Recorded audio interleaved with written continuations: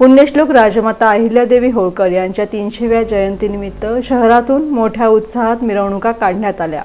देखाव्यांनी लक्ष वेधून घेतलं।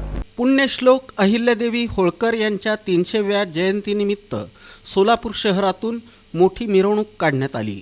मिरवणुकीत विविध मंडळांनी अहिल्यादेवींचा राज्यकारभार, धनगर आरक्षण, बाळूमामांच्या मूर्ती, शंकराची मूर्ती यासह अनेक आकर्षक देखावे सादर केले।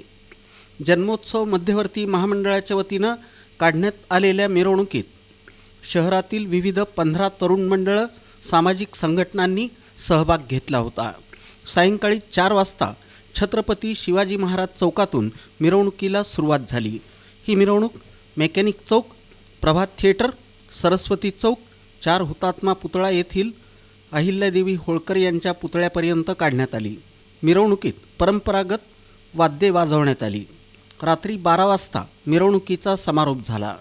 या मिरवणुकीत पुण्यश्लोक माता अहिल्यादेवी धनगर हितवर्धन संघटनेच्या वतीनं शंकराचं तांडव आणि बाळूमामांच्या मूर्तीचा देखावा साकारण्यात आला।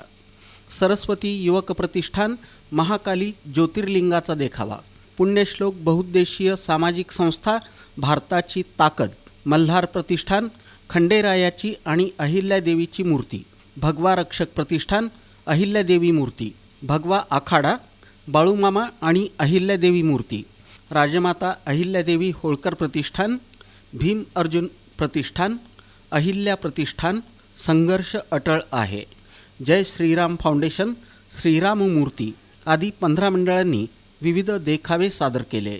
मिरवणुकीत मंडळांनी अहिल्यादेवी होळकर यांच्या मूर्तीसह देखाव्याला आकर्षक विद्युत रोषणाई केली होती। जागोजागी फटाक्यांची आतषबाजी केली जात होती। अहिल्यादेवी होळकर यांच्या पुतळ्याच्या ठिकाणी महिला, पुरुष, लहान मुलं आणि वृद्धांनी अभिवादनासाठी गर्दी केली होती।